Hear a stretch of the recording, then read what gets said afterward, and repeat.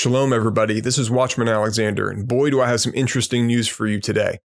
There's a new megacity being built in the Middle East, and this city is setting the stage for the fulfillment of several Bible prophecies. It's amazing stuff.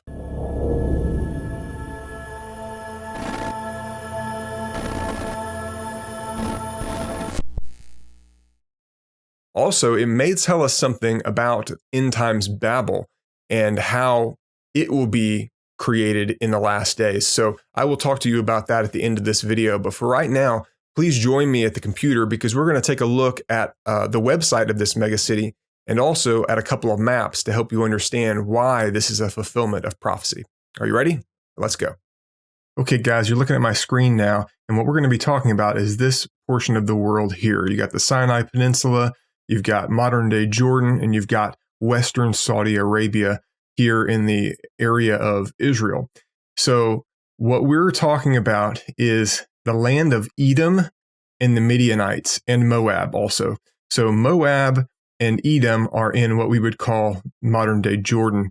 And the Midianites is this western portion of Saudi Arabia, including probably, at least originally, part of eastern Sinai Peninsula. But as you can see down here, there's Medina. This was all Midian originally, okay?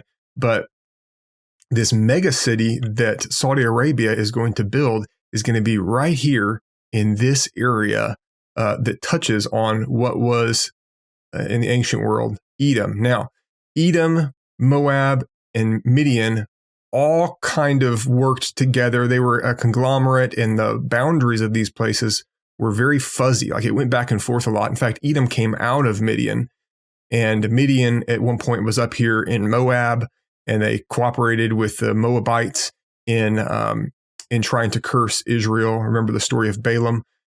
So there's a lot of play between Moab, Edom, and Midian. In fact, you'll find things like this. This is a scholarly book that just lumps them together, Midian, Moab, and Edom, because this was all kind of the same entity in the ancient world. At least there was just a lot of crossover. Okay, so let's take a look at a couple of maps here that will show you on a simpler map where these things are. Midian, again, right down here. This is where this new city is going to be built, and it's going to be huge, guys, really huge. And Edom, again, the boundaries are not really clearly defined, so this kind of all is a blob. It merges into one another.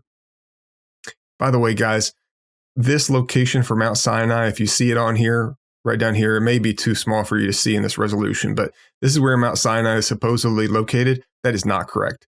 Okay, Ron Wyatt discovered the real location. They crossed over here. This is the part of the Red Sea that they crossed, not the Gulf of Suez, but the Gulf of Aqaba. And they came over to this area of Midian, and Mount Sinai is somewhere in this region. It's a really cool study to do if you haven't ever looked into Ron Wyatt's discovery of Mount Sinai. Not everything that he discovered is correct, in my opinion, but that one is. I could be wrong, but I really believe that he got that one right. So anyway, this whole region is going to be the mega city that Saudi Arabia is building, and it's right on top of Sinai. That has to have some meaning or some side effect. I'm not sure what it will be, but that's very interesting to me.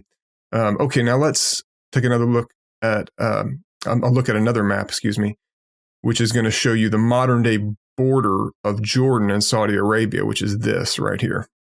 And Edom and Moab, again, within this Jordan region, but the Midianites stretched up into here, which is where this new city is going to be built. So let me show you the New Atlas article about Neom, which is the name of the new city, Neom.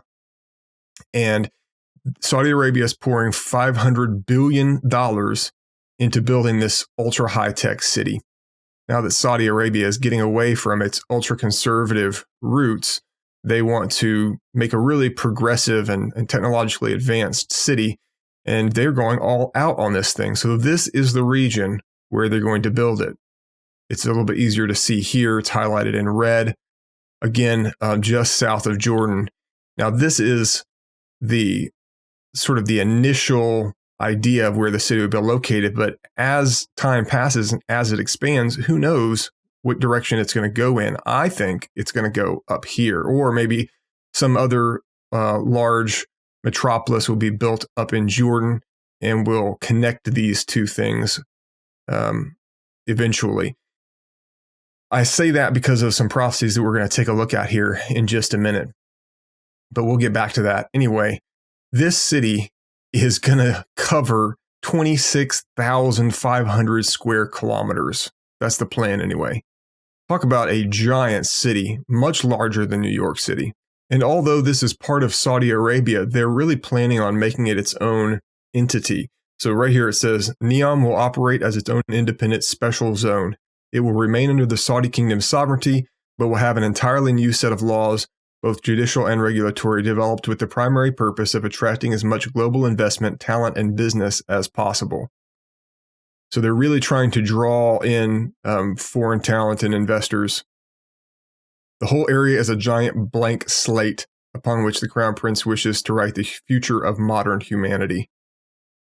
This is a big deal, guys. And then it goes into all the different industries and areas in which they want to innovate and push the boundaries. They kind of liken it to Dubai, say Dubai 2.0. It's an ideal, a vision of pure idealism, pure futurism, the loftiest of progressive, sustainable goals. Doesn't this sound kind of like Babel? It does to me. It sounds like they're trying to do what the original city of Babel did, which was bring everybody together and, have this conglomeration of minds and really push forward human progress by having all of these different industries, cutting edge industries together in one location, making it a hub. I don't think this is going to be end times Babel, but we're going to talk about that here in a little while. Not quite yet. We'll come back to that. But let's take a look at the website for this up-and-coming city. Welcome to Neom. This is their site. It's a pretty awesome site, and it takes you through their vision and each of the different industries that they plan on emphasizing in this city. I guess we could watch a little bit of the video. You can look at these ancient hills and see nothing. Or you can see nothing to hold you back. No set ways of thinking, no restrictions, no divisions, no excuses. Just endless potential. This is the blank page you need to write humanity's next chapter. Neom. Over 25,000 square kilometers of inspiration, with room for your biggest ideas. A part of the world set aside for those who want to change the world. A land created to free people from stress. A place where pioneers and thinkers and doers can exchange ideas and get things done. Okay, that's enough.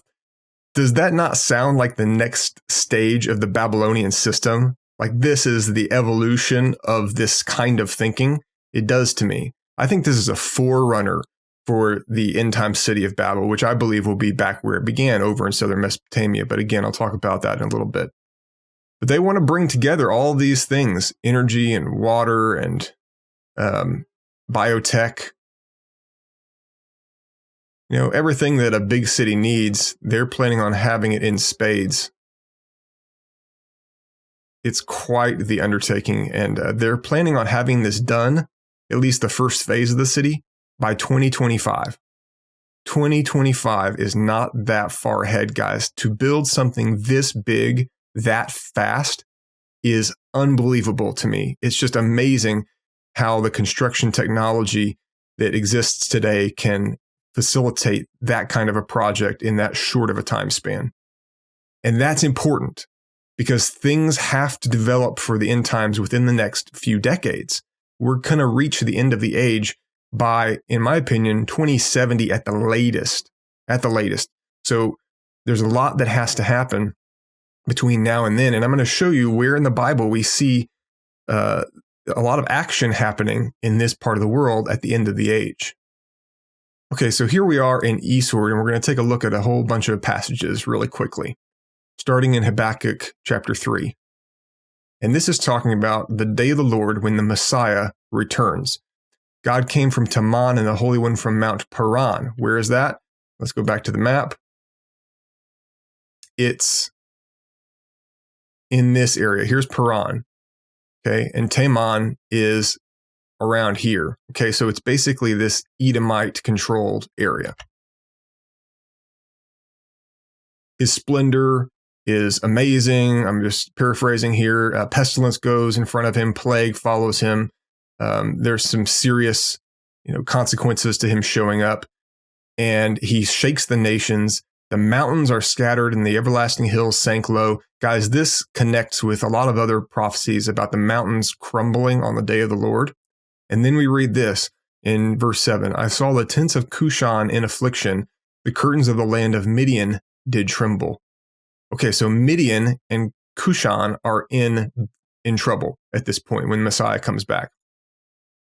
Well, we just talked about where Midian is. What is this land of Cush? Cush actually is a very interesting thing to study because he started over here in southern Mesopotamia. One of the earliest cities was called Kish. And then he migrated down into the sea, at least by all accounts. The best research shows that he went into the sea and he traveled away from southern Mesopotamia and he went down here to what was called Dilmun in that area, and then also over to the Iranian side of things. And here's a city called Kish. Again, another city called Kish. So he was traveling down this way probably, and he went all the way around the Arabian Peninsula and to the Horn of Africa. And then he came up from the Horn of Africa towards Egypt. And this whole area, Ethiopia up to Egypt, this is all known as Cush's area. He was one of the first to colonize this part of the world. And then he also came up into Sinai and this region. So Cush really, it encompasses this whole part of the world, kind of the borders of it. Okay? So this whole region up in here, Midian and Cush, is all in big trouble when the Messiah returns. Let's go to another verse. So here in Ezekiel, we see a prophecy against this Mount Seir, which is in this same area. And in verse 14, we read, Thus says the Lord God, while the whole earth rejoices, I will make you desolate. As you rejoiced over the inheritance of the house of Israel, because it was desolate, so I will deal with you. You shall be desolate, Mount Seir, and all Edom, all of it. Then you will know that I am Yahweh. Okay, so something bad is going to happen to Edom and Mount Seir. Let's go to Isaiah 34. Judgment of the nations. This is again about the day of the Lord. The host of heaven shall rot away, and the skies roll up like a scroll, and all their hosts shall fall. This is definitely the day of the Lord, cosmic disturbances being described here. We find it in the Olivet Discourse later. We find it in the book of Revelation, that the sky will roll back and the stars will fall like figs, like ripe figs from a fig tree. So on this day, my sword, this is the Messiah's, well, it's Yahweh's sword, which is exercised through the Messiah, will drink its fill in the heavens, which is interesting. And then it descends for judgment upon Edom. And quite a bit of judgment is executed upon Edom. And a great sacrifice occurs in Bozrah, a great slaughter in the land of Edom. Where is Bozrah? Let's go back to the map. Bozrah is right around here, just south of this city. I don't know how to pronounce it, but it's very small. There's not a lot there. There's maybe 10,000 people. There's not a whole lot in this part of the world, period. It's mostly deserted right now. And down here, certainly, there's not a lot going on. That, by the way, is the location of Sinai, Mount Sinai. You have to go quite a ways south before you get to anything really big, like Medina, okay? City of the Midianites. There's a city over here, Tabuk. It's not huge, but, it's not really in this same corridor that we're talking about. So there's not a lot here. So why are these prophecies talking about a major slaughter happening on the day of the Lord in this area? It doesn't seem to make a lot of sense. But let's go forward. Is there anything else down here? No, that's all we need for that particular chapter. Let's go to Isaiah 63. Day of the Lord's vengeance. Again, day of the Lord. Who is this that comes from Edom in crimsoned garments from Basra? So again, there was a slaughter in Basra. Messiah, Yeshua, has shown up in Edom, and it's a bad day for them. All right, let's go to Jeremiah 49:13. Judgment on Edom is the heading for this section concerning Edom. What's happened to this part of the world? God is asking rhetorically. And then here we go. He's going to kill basically all the men. Everybody who's not a widow or child is going to get destroyed. Esau is stripped bare. And then everybody drinks the wrath from the cup of the Lord. And here in verse 13, I have sworn by myself, declares Yahweh, that Basra shall become a horror, a taunt, a waste, and a curse, and all her cities shall be perpetual wastes. Now, this is another reason why I say that this upcoming megacity is like a forerunner to Babel, because there are many verses that say that the city of Babel in the end of days will become a desolate place that will never again be inhabited, and it will basically be like a wasteland of the Sodom and Gomorrah type. No one's going to go there because it will be such a desolated, wasted place. In fact, I think that there will be radioactive attacks. That the nuclear attacks that occur against that city will leave it a radioactive wasteland, and that's why no one will want to go near it. But the same kind of thing is going to happen to Edom, and that's interesting to me because, we always have prophetic foreshadows of major events before they occur, and I'm wondering if this is one of those things that it's kind of like a parallel to what's going to happen to Babel. But again, Edom shall become a horror, as when Sodom and Gomorrah and their neighboring cities were overthrown, says the Lord. No man shall dwell there, no man shall sojourn in her. So it's going to be very much like what happens to Babel. Moving on to Obadiah 1:1. The vision of Obadiah, thus says the Lord God concerning Edom, we have heard a report from Yahweh, and a messenger has been sent among the nations. Rise up, let us rise against her for battle. Behold, I will make you small among the nations. You shall be utterly despised. Well, that's kind of weird because it's not like they're a big nation now. So why would they be made small if they're already small? And then we see, though you soar aloft like the eagle, though your nest is set among the stars, from there I will bring you down. Who will bring, you say in your heart, who will bring me down to the ground? He lives in lofty dwellings. How does this apply to this region of the world today? I can't see that it does. The people here are not living in lofty dwellings. They are not rising up in the way that this prophecy is speaking of. But if this megacity is built down there and kind of extends north a little bit into the area that we would consider Edom, then certainly the skyscrapers of that city and all of the greatness of it, like any other big city, like Dubai, like New York, that could be described in the way that Obadiah is describing it. Okay, setting your nest up high, soaring like the eagle, certainly does not apply to the people of this area right now, but it will soon. Let's move on to Malachi, chapter 1. But Esau I have hated. I have laid waste his hill country and left his heritage to jackals of the desert. Okay, that's what it is right now, basically. I mean, there's been a little bit of settlement here, some growth here, but basically this is still desert.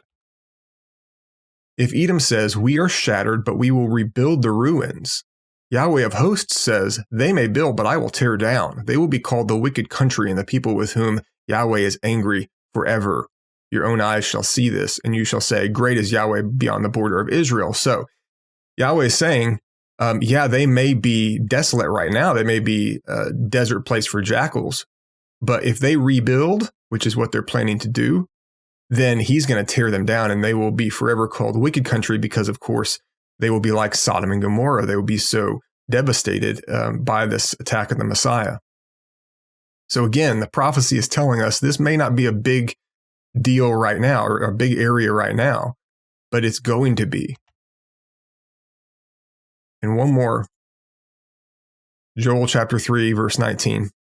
Egypt shall become a desolation, and Edom a desolate wilderness, for the violence done to the people of Judah, because they have shed innocent blood in their land. I will avenge their blood I have. Okay, so it goes on. But again, another prophet is telling us Edom will become a desolate place. It is now, but not in the Sodom and Gomorrah sense of things, but it is pretty empty right now, but it will build up and then it will become desolated like Sodom and Gomorrah. Isn't it incredible that we're seeing these prophecies being set up right now? And over the next few decades, we're going to see a lot of stuff come to pass. And it's just amazing that God has hinted at these things beforehand. Again, I don't think that Neom. Oh, one other thing I wanted to say. It's very interesting to me that the name of this city is just 4 letters, just like Edom. 4 letters, and 3 out of those 4 letters are the same. So if you rearrange the letters of Neom, you can have Enum, which is so close to Edom. I don't know that could be a coincidence. It's just a very strange thing to me that in this same area, this region of Edom, they would make a huge city called Neom, which could be rearranged to Enum.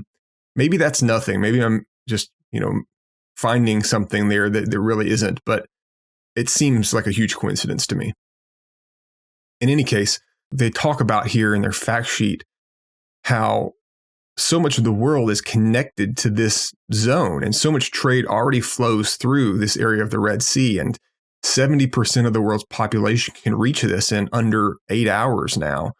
And we could go through this fact sheet and take a look at a lot of things that just kind of suggest that Babylonian system to it of bringing the world together. But it's crazy how this stuff is developing. And I really expect that this is a forerunner for that final city. I'm going to put a link to an article I wrote that has all kinds of information about why Babel is not Rome or New York City or Jerusalem, because many people believe that it's one of these places. It is not. And the book of Jeremiah tells us that it will be in the land of the Chaldees. So it will be in Chaldea. Where is Chaldea? Southern Mesopotamia. It's where Babel originally began, or it's at least close. It didn't exist yet at that time. Babel was in Shinar, and Chaldea probably encompasses a larger area, but it's the same region. And Abraham, for instance, came out of Ur of the Chaldees. So that area of southern Mesopotamia down there where the Euphrates comes into the Persian Gulf is where Babel, that system, and the Sumerian culture that followed it began, and it's where everything will end as well. Now, it's possible that Chaldea, we don't know exactly the extents of that region, and secular historians will tell you something very different. They'll say Chaldea was later in history, and it was part of the Neo-Babylonian Empire. That's not true. The people, because the Bible tells us Chaldea existed in the time of Abraham. So those people continued to exist and eventually became Neo-Babylon, and then they came over and attacked Jerusalem. So we hear a lot about them in the biblical books having to do with the fall of Jerusalem in about 586 BC. But that original area where the Chaldees were located was southern Mesopotamia and possibly south of there. Now, I'm not an expert in this, so I could be completely wrong, but it seems to me from what I've read that there may be a possibility that that people group stretched down to what was called Dilmun in the ancient world, but today would be down into Saudi Arabia along that Persian Gulf coast. I'm not sure, but basically somewhere in that region is where the end-time city of Babel is going to be built. Now, many people will say, no way, that's not possible because there's not enough time. We're too close to the end. And I argue, no, we are not. We're a few decades at least away from the end. I don't believe we can go past about 2060, 2070, late 2060s maybe, before we reach the 7th millennium and Yeshua returns as king. However, we do have the intervening decades, and in that time, a new megacity can be built, which we now know because we're looking at this Neom. If you have enough money to throw at a project, things can go up fast. Look at China. China has been building big cities basically empty metropolises out in the desert just to keep people employed. And I don't know if they have, certain plans for these places or if it's just a way of making sure that people have work to do so that there's not chaos from a bunch of people sitting around twiddling their thumbs and getting into trouble. But anyway, they're building these places out in the deserts of China simply almost overnight. I mean, these things are popping up very quickly because there's just a lot of manpower going into it. So it is possible to build a big city very quickly. And I believe that Rome will be destroyed. The Church of Rome will become a universal church. It will merge with other faiths. And the power of that universal religion will move down to this new city in southern Mesopotamia. That's where the hub of the world will be located in the near future. Everything will coalesce there, but not, there just has to be a lot of changes on the global scene before that happens. And it will happen because we've got World War III on our doorstep. We've got a lot of geological changes that are occurring that are going to force people to migrate. There's going to be all kinds of things happening according to Bible prophecy that change the face of the earth. And as that occurs, people are going to, regather themselves in different areas. And the main hub of everything is going to end up being back where it was originally. So Babel, we know, is a system that started, only a couple of centuries after the flood, but it was originally a city that was the hub of world civilization. And in the end, it will again be a city because the book of Revelation tells us the woman that rides the beast, Mystery Babylon, she is a city that sits on the rulers of the earth. She rides the beast. She is very influential and very powerful, even though she is not the military and political power of the whole earth.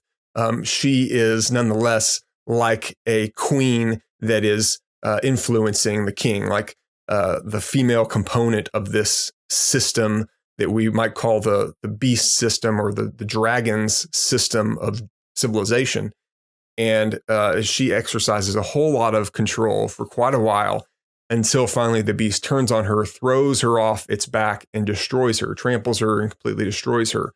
And in the book of Daniel, we see that is the king of the north, which is the Antichrist, coming against the king of the south, which is the king of Babel. And he wipes her out eventually after coming against her actually more than once.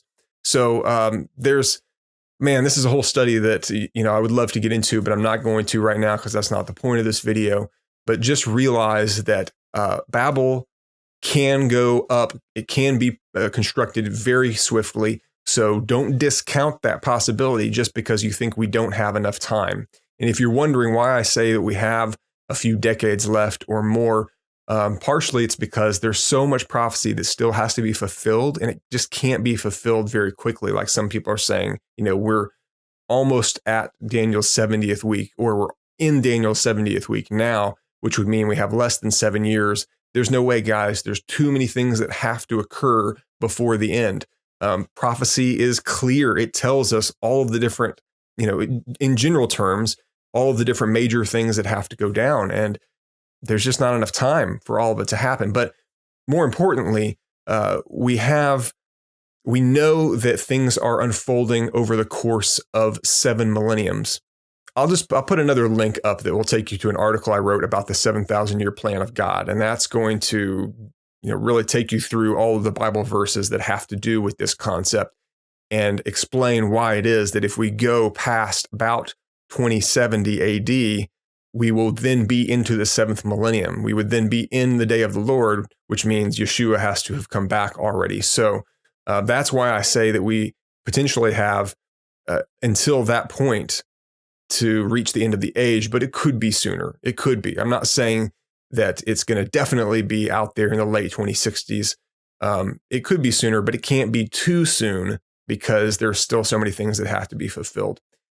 In any case, realize that Babel can go up quickly, and one day I can almost guarantee you, you will see that city being built over there in southern Mesopotamia. Keep an eye on this Neom megacity project and tell me your thoughts on it. And if there's anything that I'm missing, let me know in the comments section. Please share this video with your friends because it glorifies God when we see prophecy being fulfilled. And we're living in a time when we're going to start to see prophecies fulfilled at a more rapid pace than ever before. And I want us to be telling people about these things because they need to know that God's word is true and God's promises always come to pass. He doesn't say something and then it doesn't happen. Everything he says happens eventually. Even if it hasn't happened yet, it will eventually. And because everything is coming to a climax, we're seeing more of this stuff be set up for fulfillment. And so people need to understand this, and they can't understand it if they're not hearing about it. So please share this with your friends. That's it for right now, guys. Thanks for watching. Watchman Alexander out.